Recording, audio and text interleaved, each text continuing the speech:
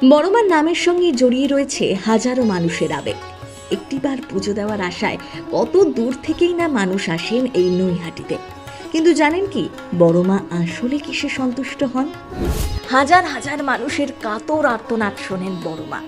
তা কালী পুজোর দিন দর্শনার্থীদের ভিড়ই প্রমাণ করছে। অনেকেরই বিশ্বাস, দণ্ডি কেটে বড়মার কাছে ইচ্ছে জানালে সেই মনস্কামনা পূরণ হবে।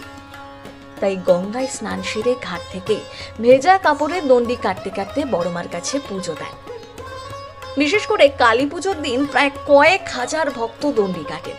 তার আশীর্বাদ পেয়ে দর্শনার্থীরা নিজেদের সাধ্যমতো দানও করেন, আর ইচ্ছে পূরণ হলে ভক্তরাই বড়মাকে অলংকার করিয়ে দেন। এভাবেই আজ কয়েক কেজি গয়নার অধিকারী হয়ে উঠেছেন নৈহাটির বড়মা। রক্ষাকালী থেকে ভবেশকালী, তারপর কালীর নিয়মে এই ভবেশকালী এখন বড়মা। কালী পুজোর শুরুটা কিভাবে হয়েছিল?